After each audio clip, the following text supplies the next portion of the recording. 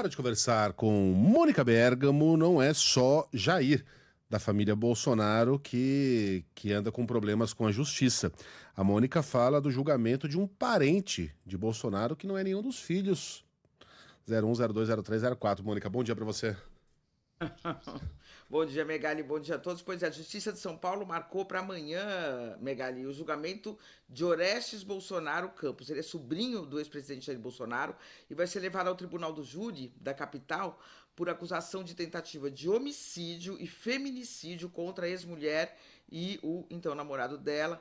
Um caso ocorrido em 2020, Megali, quando o ex-presidente era então presidente da República. O que diz a denúncia? A denúncia diz que o Orestes teria entrado na casa da ex-companheira durante a madrugada, usando uma chave antiga que ele tinha, enquanto ela e o namorado dormiam, e com o filho pequeno também deles na sala. O que o Ministério Público diz? O Ministério Público diz que ele atacou o homem com um pedaço de madeira de eucalipto e, na sequência, sacou uma arma e disparou dentro da casa, tá? O órgão diz que o ataque ocorreu de surpresa e impossibilitou qualquer defesa das vítimas. A mulher saiu correndo, fugiu com o filho no colo, buscou ajuda. Então, é isso. Vai ser na terceira vara do júri, vai a júri. A juíza determinou a intimação das testemunhas e do próprio réu, né? E expediu também mandados simultâneos para evitar atrasos no andamento do processo. Megali, aqui tem a parte importante, vamos dizer assim, quer dizer, tudo é muito importante no que eu estou falando aqui, porque é um caso de agressão a uma mulher, né? Mas por que ele veio para a capital se ele ocorreu no interior, no Vale do Ribeira?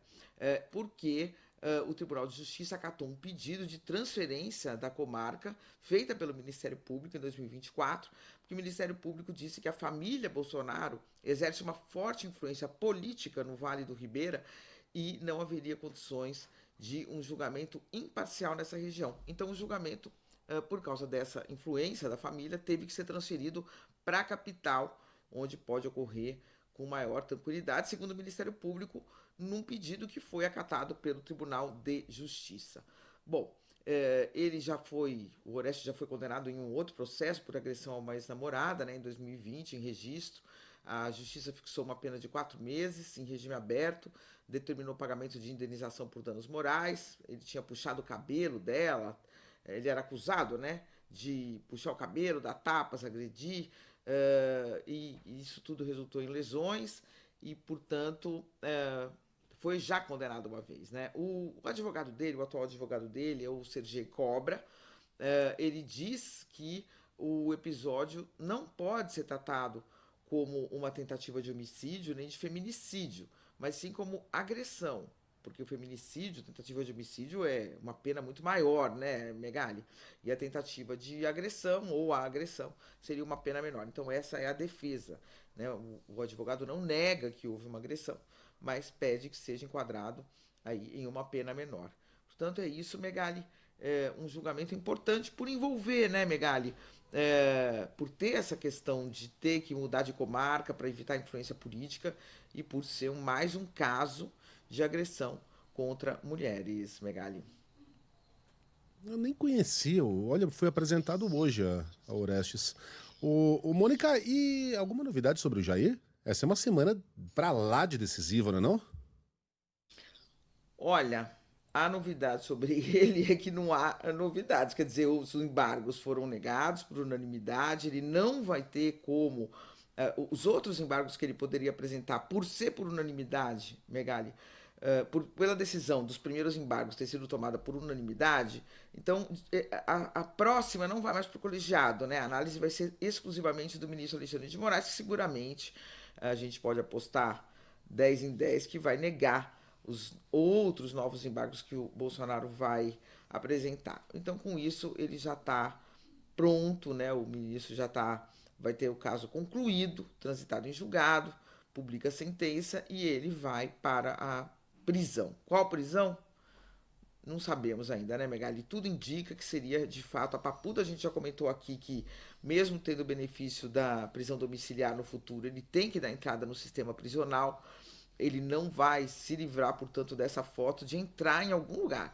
Ou vai ser na Papuda, ou vai ser na Superintendência da Polícia Federal em Brasília, vai ser uma unidade militar. O que é o menos provável é a unidade militar, né? Mas está tudo, é um cardápio sobre a mesa do Alexandre de Moraes. O Alexandre pode escolher o que vai, para onde vai encaminhar o ex-presidente.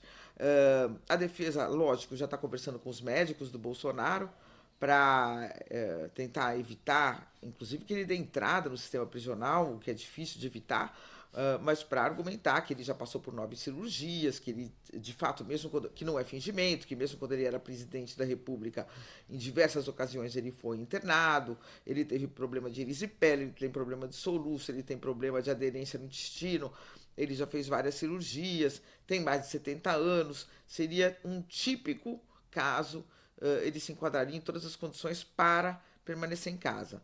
Mas a decisão é do ministro Alexandre de Moraes, a primeira decisão. Depois que ele estiver dentro do sistema prisional, aí ele passa as mãos da juíza de execução penal. Tudo sobre a vida dele no cárcere vai ser resolvida pela juíza de execução penal de Brasília. Portanto, uma probabilidade grande de que ele vá para Papuda. Mas enquanto o ministro Alexandre de Moraes não assinar, Megali, a gente não tem como cravar, né? Não, e os relatos sobre o estado de saúde de Bolsonaro têm sido cada vez mais impressionantes à medida que a gente se aproxima do trânsito em julgado, né? Tem um aqui que eu não consigo nem descrever, cara, sério, pelo horário, porque tem gente tomando café que envolve lá soluço, vômito. É um relato muito impressionante de como estaria a condição física de Bolsonaro. Eu não tenho dúvidas de que ele tem a saúde bastante fragilizada, especialmente depois da facada, mas o ex-presidente vai ter que escolher qual é a persona real, né, que ele é. Porque hoje em dia, sabe quando você liga oi, por favor, tal pessoa tá aí? Aí tem mais de uma. Ah, mas qual delas? Aí você vai ligar pra casa de Bolsonaro, qual delas? Você fala, o candidato. Que é o que ele quer, né? Ele quer anistia pra ser candidato em 2020. Aí vem o Super-Homem, vem o The Rock. Ah, não, é o cara que Exato. é o réu. Aí vem o tio Paulo. Então, né, você lembra do tio Paulo? São dois personagens muito diferentes. Quem é o real Bolsonaro? O homem com histórico de atleta, imbrochável, invencível, imorrível, incomível? Ou é o cara que tá lá, um fiapo de gente, pele de borboleta? Em algum momento ele vai ter que escolher, né? Quem é a Exato. real pessoa além dos personagens? Porque O... a verdade, Megali, é que o... mesmo com esses problemas de saúde todos, ele exerceu a presidência plenamente, viajou o Brasil inteiro, viajou pelo mundo e recentemente, antes de ir para a prisão domiciliar, ele estava percorrendo o Brasil, né? Ou seja, ele conseguia conviver com os problemas de saúde dele, que são reais, mas ele conseguia conviver. Então o ministro pode considerar que, bom, se ele conseguia fazer tudo isso, né, mesmo com problemas de saúde, indo eventualmente ao hospital para tratá-los, ele pode ficar preso e quando tiver algum problema vai ao hospital para tratá-los como sempre fez. Pode haver essa decisão sim, Megali, dentro desse espírito aí que você está falando. Mônica Bergamo volta amanhã com outros assuntos sempre exclusivos. Boa semana pra nós, Mônica. Até.